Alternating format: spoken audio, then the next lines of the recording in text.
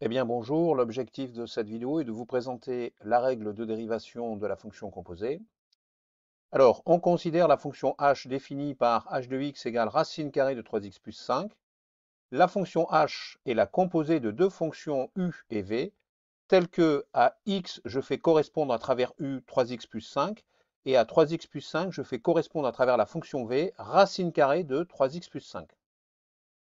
Les fonctions u et v sont définies par u de x égale 3x plus 5 et v de x égale racine carrée de x.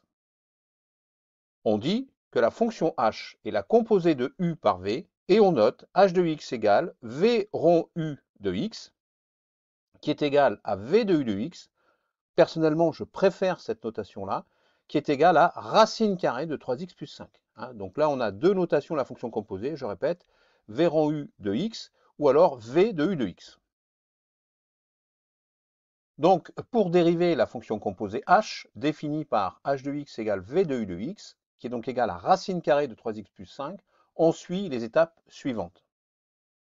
Première étape, on dérive la sous-fonction, c'est-à-dire la fonction u, et on calcule u' de x, c'est-à-dire la dérivée de 3x plus 5 qui nous donne 3. U' de x égale 3. Deuxième étape, on considère la fonction u comme une variable. Puis on dérive la surfonction, c'est-à-dire v, par rapport à u.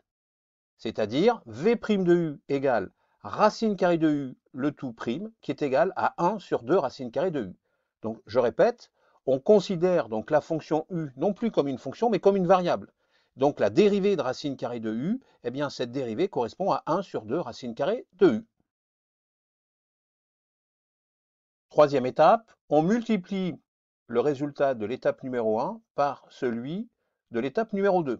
C'est-à-dire qu'on fait u' de x multiplié par v' de u. Alors je rappelle que u' de x, c'est la dérivée de 3x plus 5, c'est-à-dire 3. Et v' de u, c'est la dérivée de la fonction v par rapport à la variable u, c'est-à-dire la dérivée de racine carrée de u, qui nous donne 1 sur 2 racine carrée de u.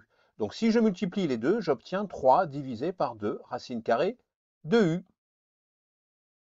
Étape numéro 4, enfin, on remplace u par u de x, donc la variable u, on la remplace par u de x, dans v' de u.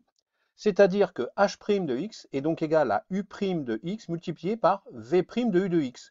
Ce n'est plus v' de u, mais v' de u de x. Il suffit donc, je le répète, de remplacer u par 3x plus 5. Et ça va nous donner donc 3 fois 1 sur 2 racine carrée de 3x plus 5, c'est-à-dire au final, h' de x est donc égal à 3 divisé par 2 racine carrée de 3x plus 5. Alors maintenant, pour voir si vous avez compris, on va faire un exemple. Soit la fonction f définie par f de x égale 2x puissance 3 plus 3, le tout à la puissance 8. Donc vous pouvez arrêter la vidéo si vous voulez, comme ça vous essayez de faire l'exercice. Et maintenant, je vais vous présenter donc le corrigé. Alors, on a la sous-fonction u, définie par u de x égale 2x puissance 3 plus 3. La surfonction v définie par v de u égale u puissance 8. Alors, toujours pareil, étape numéro 1, on fait la dérivée de u. U' de x est donc égal à 6x au carré. Je rappelle que la dérivée de 3, ça fait 0. La dérivée de 2x puissance 3, ben, ça fait 2 fois 3 fois x au carré, c'est-à-dire 6x au carré. Étape numéro 2, on effectue v' de u étant considéré non plus comme une fonction mais comme une variable.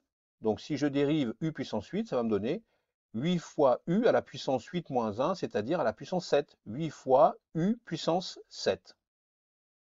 Enfin, étape numéro 3, le produit donc, de ces deux résultats vaut 6x au carré multiplié par 8 fois u puissance 7.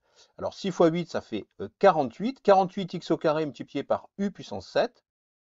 On passe maintenant à l'étape numéro 4. On remplace u par u de x qui est égal à 2x puissance 3 plus 3 pour obtenir le résultat final. Donc f' de x égale 48x au carré. Je répète qu'on va remplacer u par 2x puissance 3 plus 3, et donc ça va nous donner 48x carré multiplié par 2x puissance 3 plus 3, le tout à la puissance 7. Donc voilà le résultat final. Eh bien, j'espère que cette vidéo vous a plu. N'hésitez pas à liker. Et je vous dis donc à bientôt sur la chaîne YouTube Skol Mathématiques.